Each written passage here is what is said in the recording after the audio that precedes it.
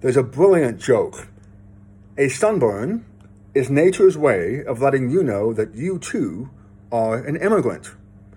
So let's talk about this, because there are too many sort of problems right now in the West, and it all goes back to the idea or the failure to accept incremental progress. That almost all progress is incremental. In other words, based on what your ancestors did. And obviously our ancestors at some point, had to choose between what to keep from the old generation and what to throw away. And thankfully, in recent years, the white Christian population has decided to throw away racial segregation. And unfortunately, depending on where you are, if you're in South Africa, that's fairly recent. If you're in America, that's still fairly recent. It shouldn't surprise you that the Americans were working with the South Africans on the issue of apartheid, and that the United States could justifiably be called an apartheid state because of Jim Crow. But the issue here is a little bit different. It is a rebellion against the idea that the color of white skin, when combined with Christianity, automatically gives the imprimatur of immorality. Why? Because again, at some point, if you are mainstream Protestant or mainstream Catholic, in other words, not a Jehovah's Witness, not Amish, not a Quaker, basically people, not somebody who did the farming themselves. And when you farm for yourself, right, you can't make as much food. So you're going to be smaller, right? So Christian Scientists and so on and so forth. I'm willing to bet that every non-mainstream Christian movement, right, basically that wasn't completely racist or based in part on an acceptance of white supremacy, they did their own farming. And you got that famous picture of the Amish or the Mennonites with a pitchfork basically in front of a farm. Those people can say, all right, the color of my skin and my religion do not give off any sort of immorality because I wasn't part of this mainline, essentially real estate grab, an investment scheme. Because people back in the day, under white Christian rule, they considered other people subhuman and therefore investments. And that had all sorts of consequences. And this happened mainly with the mainline Christian movements, one combined with white skin.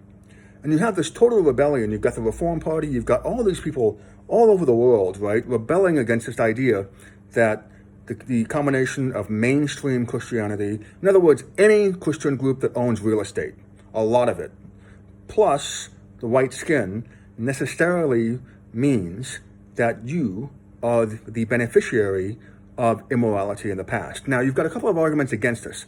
One, actually, no, we could have independently, discovered all these things, had we not, engaged in so and so and so and so, that we would have independently achieved something, right? Had we not come in contact with X number of continents and so on and so forth, at some point we didn't steal, we would have eventually, right, gotten there by ourselves without interacting with anyone else.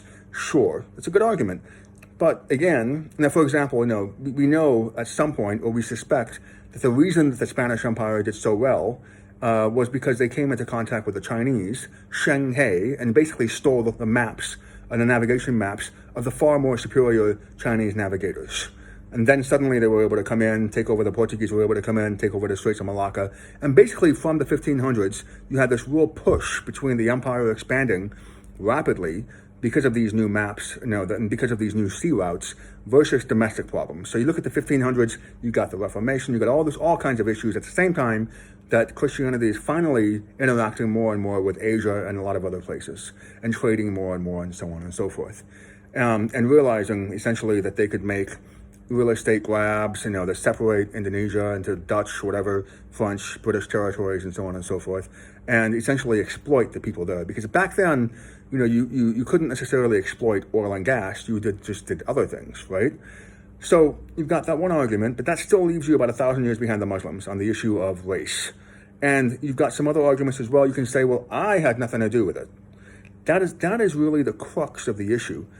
If you believe that progress is incremental, that we build upon generations, each generation benefits from what the last generation did for it, If you believe that, you cannot say the combination of white Christianity plus mainstream white Christianity plus white skin, did not benefit from white supremacist practices.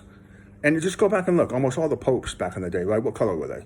All of them, Go back and look at the Protestants, right? It wasn't really until Wilberforce in the UK that people started to think, maybe this whole people as investments, and permanent low-wage labor or no-wage labor is a good idea. It wasn't really until then, right? And again, best case, we're still 1,000 years behind the Muslims on the issue.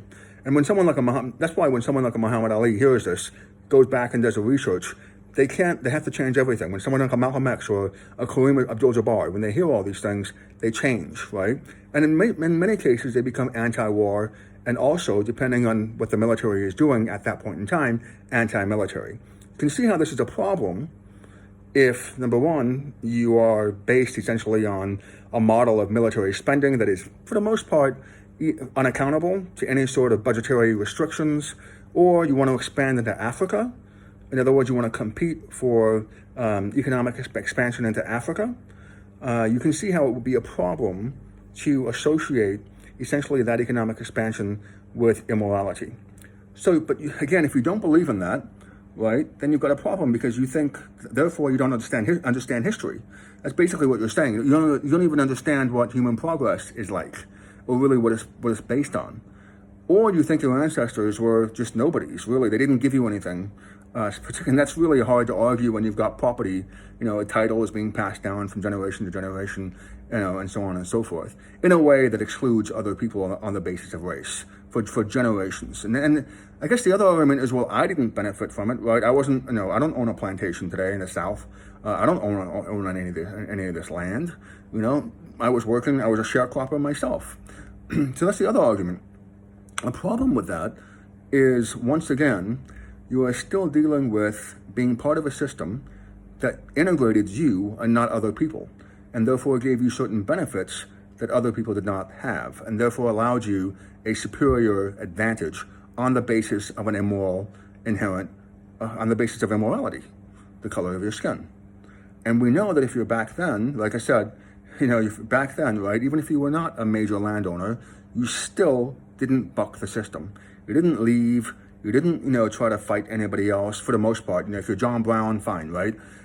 So you have to be able to show that, back in the day, right, you may have been behind, right? But if your last name was Carter, or if you were John Brown, you can say, no, my family, we pushed back, or we left, or we did something else.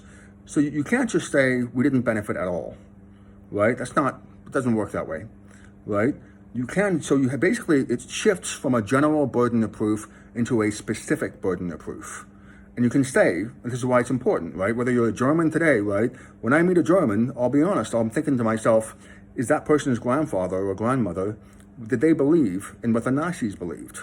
Because they're German, they stayed there, right? This is a product, necessarily, of, unless you can show that you were a spy, that you were part of the resistance, this is a product of Nazi ideology.